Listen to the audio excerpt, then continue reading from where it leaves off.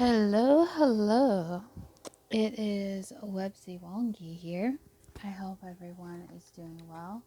I'm pretty much bored at the moment trying to play some video games online. I was just gonna give an update about 2020 and how it's going for me and kind of what we should be focused on right now, currently at the moment, and what can help us get through the rest of the month, I feel like, collectively. Um, for me, I'm not sure if there was an incident that happened recently. I think it happened before. Um, Sorry with the train, if you can hear the train. But anyways, something came up recently that brought up a lot of wounds, a lot of hurt, a lot of pain for me. I think energetically we're all going through similar experience, but in different realms of dimension. Um, I do feel like with my exact situation, it's unexpectedly, I was hired on to Little Caesars, an old job that I used to work at, and it was very traumatizing for me to even do that, even come to the place of actually taking on that idea, taking on you know the action to actually taking those steps. Because if some of you don't know, if you haven't watched much of my videos, um, in the past, I made a mistake when I used to work at Little Caesars. Not this one, but the one in Mississippi. I'm just going to be real with everyone. Um, I had an affair with a guy that I worked there. Um, and when I left the job, I had to leave because I was having marital problems. And I went to live with my folks. Um, And I never imagined like actually going back, because a few times I tried to apply at Little Caesars, and it never worked out. Mainly because the guy that worked there, um,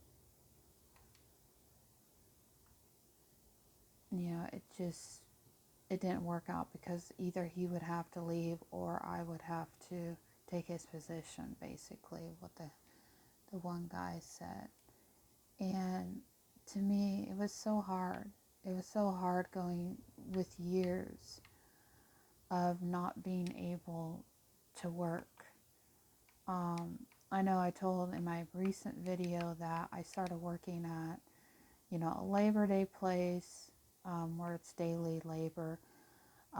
It's pretty much a gamble. It wasn't really paying much, and I just needed to move away from there because it wasn't what I was looking for to begin with. It was just something to start a job, to get paid, get money, but sometimes it just wouldn't pay, because as long as you're going out working, then you can get paid that day with one of those money network cards. Anyways, that's beside the point. What the main thing I was going to talk about for me, my experience in just the beginning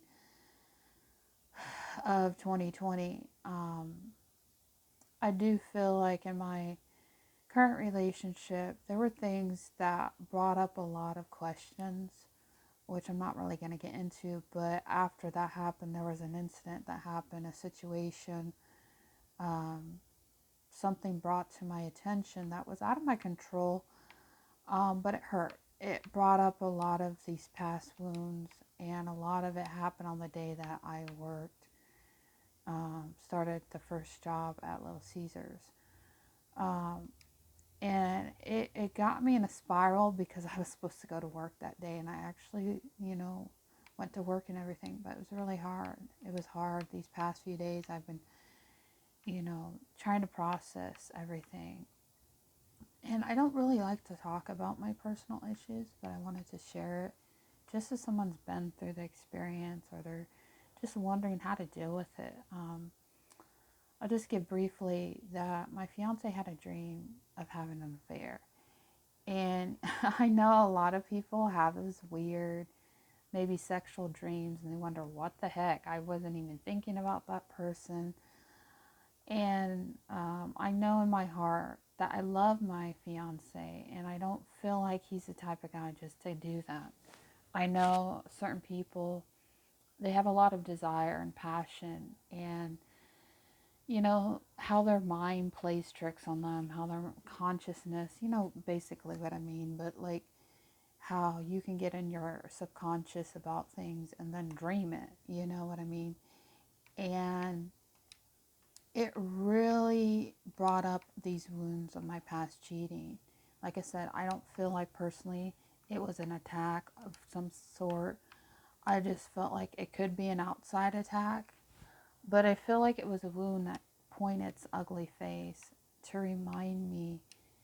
I know after the experience, I was traumatically forgiven from my ex, and coming to terms with it was really hard because I felt like, a lot of people bash people who've cheated, and put them down that they're always a cheater, but they don't literally know what someone that is really sorry for what they've done and goes through the grieving process of it. And so that's pretty much what I've been going through these past few days, is the grieving process of a few years ago when I cheated on my ex.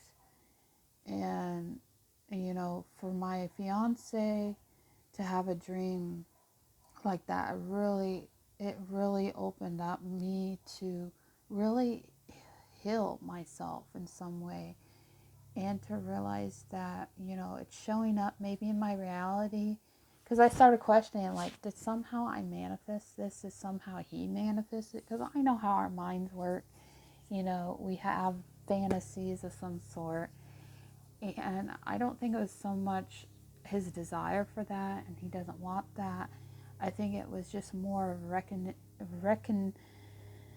reckoning with my past and the issues, and seeing them for what they are, just like going to Little Caesars, overcoming my fear of working there because of the experience in the past. And I just feel like it's easy to get in these cycles, especially if you've been the cheater or you've been cheated on, to be reminded of that, and everything goes back to the situation of what happened, how it made you feel, the experience of it all, rushing back through your mind and bloodstream, and so forth. And it was really hard because I feel like prior to that happening, there was a lot of past ex issues of my fiance that I was dealing with, and a lot of things built up through time. And it really was difficult to process because I feel like right when we got engaged in September of last year, I just felt like things were bringing up my attention of my past cheating, for the fact that I had to go in and I had to really look and analyze, am I really healed from this? Am I really healed from the guilt that comes with it, the shame that you feel that you made a mistake? Yes, but it was an experience that you went through at the time that you needed to go through it. And, when it comes to healing, when it comes to really maneuvering through those psychologic problems and the mishaps that you've made mistakes in your life, it's really hard when you have to face your fears. There's no time hiding. It's about taking action and heading things straight on. And I just feel like, 2020 already is intense for a lot of people. Some people are sick. Some people are going through a traumatic depression. And I think a lot of it is these energies coming up to heal those past wounds and traumas, and to help people clear out the old and come into this new. And it's coming into this new decade and this new energy that we're coming into, that not everything's going to be the way it used to be. Not our viewpoints are going to change. A lot of shifting going on and feeling. And I feel like we have to be willing to see things for what they are and make the effort to change those. And I know for me personally, there's a lot of inner conflicts that I've been dealing with when it comes to not necessarily my faith or trust in a situation, knowing that everything's going to work out for my best and highest good. Especially, this year I want to get married, but it's the conflict of how do we overcome the past and how do we not repeat the same patterns over and over as a collective. And I feel like it's all about restructuring, reprogramming our minds to go with the flow of things and not become complacent of where we're at in life and, evolve as human species. And I feel like, the compulsive thing to do is just to stay where you're at in life and be a moat and not do anything. Um, but I do feel like, for me personally, I think this is a year of really getting out of a shadow period in my life and really expand and shift into almost like that metaphorsis butterfly. I'm coming into my own power. I'm coming to understand that, those old ways, those old ideas aren't going to work. And somehow transmuting the old into the new, realizing I have a new chapter, I have a new decade in my life now to really not so much conform into what society wants us, but conform into a beautiful butterfly, conform into the so-called person that I want to become, that I vision myself and really start making effort and changes. And I'll close with this. I was watching a video, an ASMR video, this guy. He's very interesting. He's a Virgo. He had a lot of good ideas in the video he was talking about. He was mainly talking about his experience the last few months of his breakup with his boyfriend. And it was very conflicting and controversy to me inside, because I feel like a lot of what he was talking about with his ex and stuff was similar to how I was in the past when I previously got in my relationship that I'm in now. And I feel like, there's a lot of things he was talking about that really hit home to me in a negative way. And it's like, you know, I don't want my fiance to see me in that light. I don't want to feel like I'm preventing him in some way to be his true self, or, in some way being a roadblock for him or anyone, on their soul growth. And I feel like as a woman, when it comes to our emotions, it's easy to want things a certain way and to be a certain way. Maybe it's, how we were raised for a woman to take control of things and not let the guy control, or in some way, maybe if we were in a past relationship like I was, where we kind of get the abusive load on us, and in some way the energy of that relationship explodes into the next one. And I'm learning with that, when he was talking about his experience with his breakup, it really got to me, because I know I'm at fault with a lot of things that I've done and I put through my fiance, and a lot of the past relationship I've been in. A lot of what I have admit that I've done wrong is I've projected a lot of the hurts and the wounds that, emotionally, that my ex put me through, and I've come to terms with it. And I want to be better. I don't want to, be abusive in some way. A lot of people, when they think of abusive relationships, they think of someone that's beat them, that's scarred them, but that goes back to emotional too. What you say, how you react to things, how you treat your partner. And it made me realize, if in any way I'm like that, of what he was talking, and I'm not trying to own into his relationship or see it as, oh, that's me he's talking about, but it felt like it was directed to me. Like, if in some way, I've treated my fiance like that in the beginning, I don't want to be like that. I don't want to be portrayed as someone who's maybe egotistic, someone who's selfish, someone who in some way is controlling and doesn't give freedom to the other person, doesn't let the person speak from an authentic place. And maybe in some way I was wrong by treating him like that. And it's like I've talked about things like this to him, but I never really looked at it like that.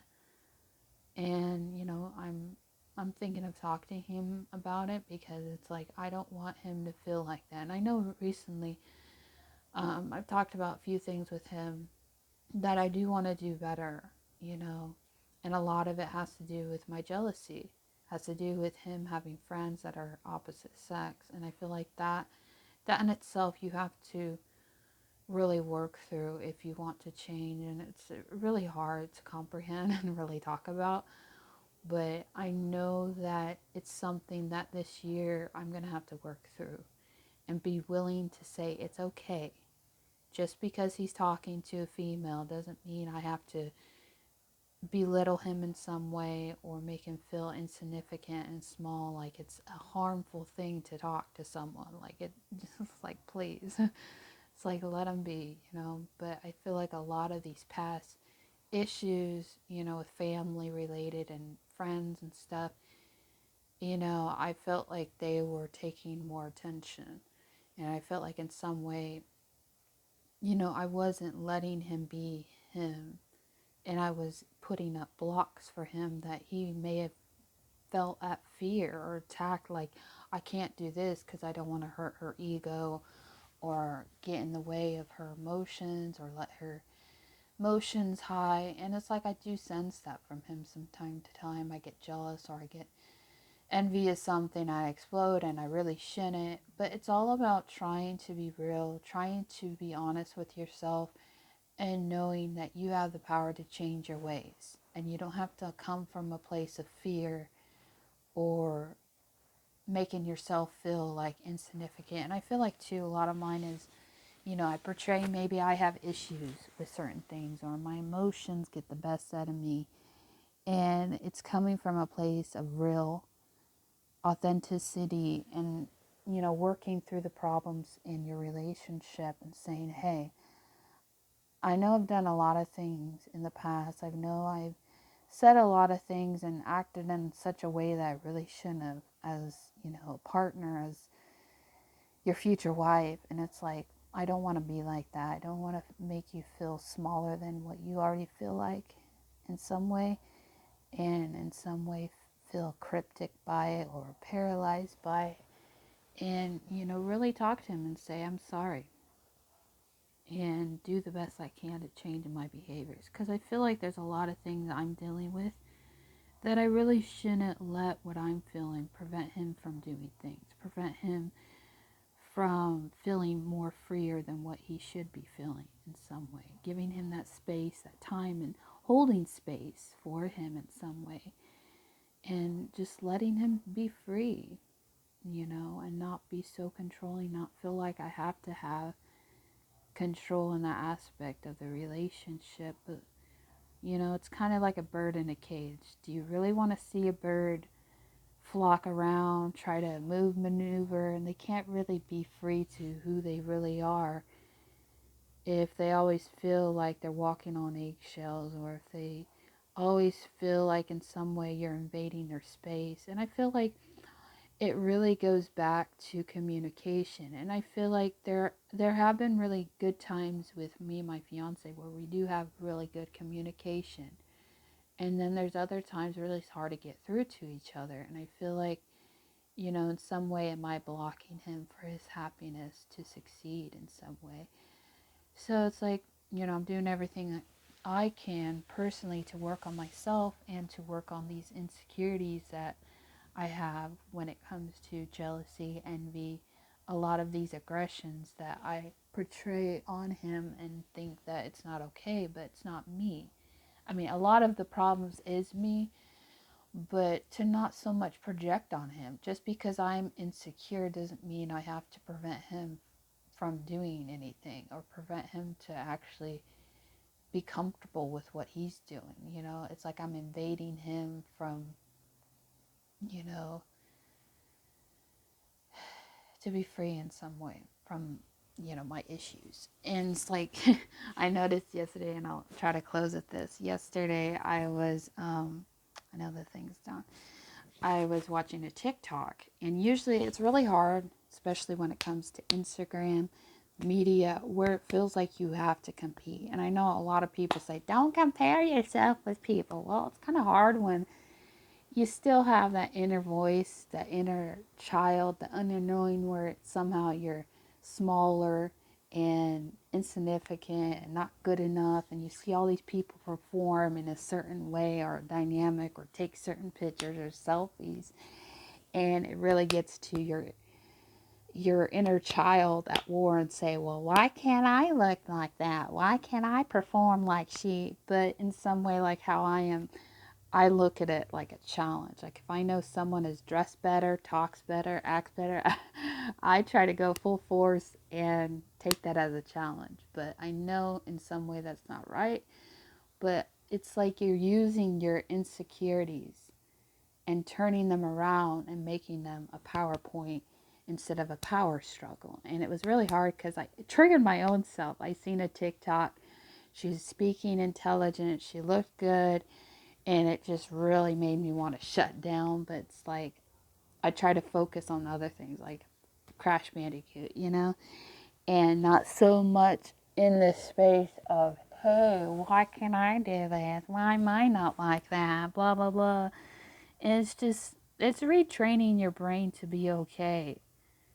Okay with ideas that just because someone performs better or just because someone looks hotter than you in some way and has a better tan line or something or dances well does not mean that you're small or insignificant. It's just how you're looking at it. It's like, you know, if there's something about yourself that you want to um, perform better or in some way not be better than that person, but in some way improve. There's a lot of room for improvement. I feel like that's my struggle is I just need to find out what is my passion on certain things and really go for it. And so it's really hard when you have a lot of ideas of what you would love to do, but it's like, how do I perform that? Like if it's singing, if it's art, how do I express it where it looks like me? Because I feel like nowadays, especially coming into the Capricorn energy this year for Jupiter, in the rat race, the year of the rat, it's all about getting to the mountaintop, making your stand on something when it comes to really stepping your game up, getting to the corporate ladder.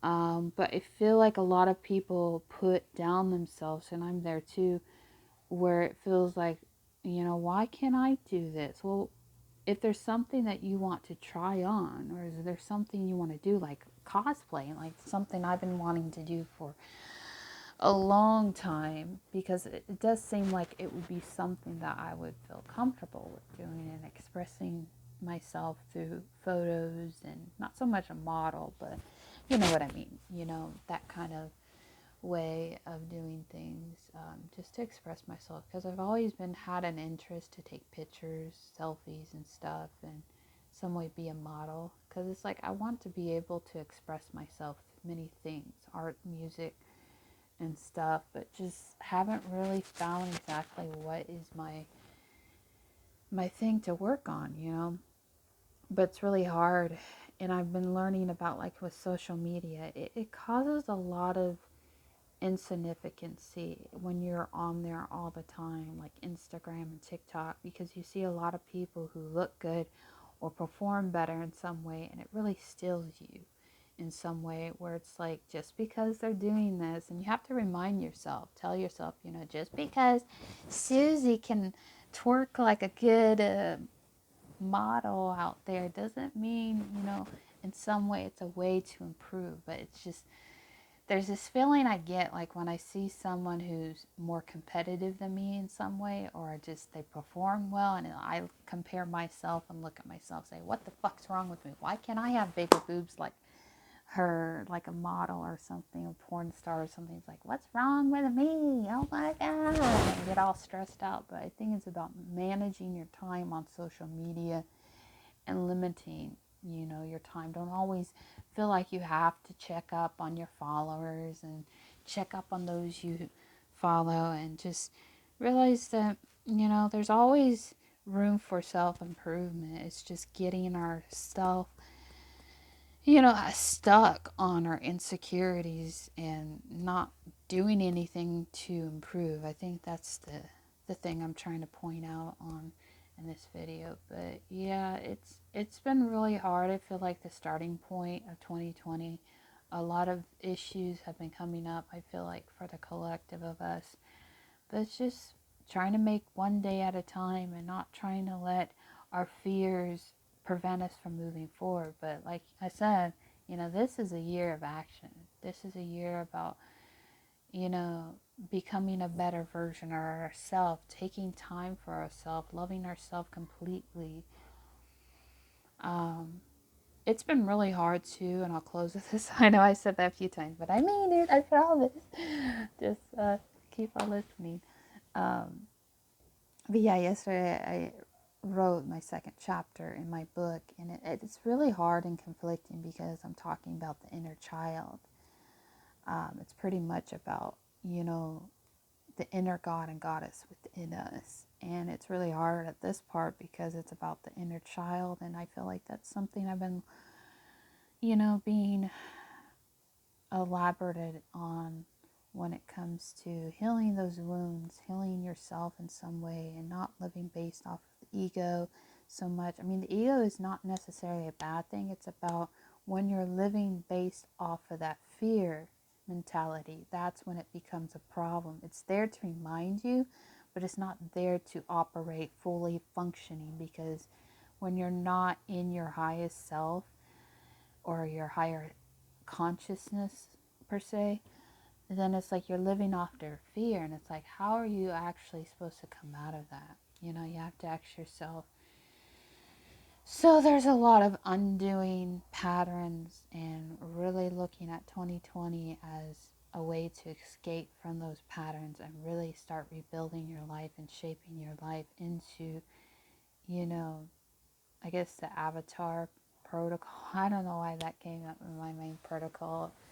Someone that you want to be in 2020, a newer you, a better you. And a lot of people elaborate on that, but it's mainly, stop living based off of fear, stop living based off of anxiety, and do something about what it is that you're having a problem in, and stop and pause and meditate and really get back in tune with yourself again. Anyways, it's Websy Wongi. Thank you again for listening. But yeah, that's pretty much what's going on for me and what I've been feeling for the collective. Anyways, see you guys later. Bye.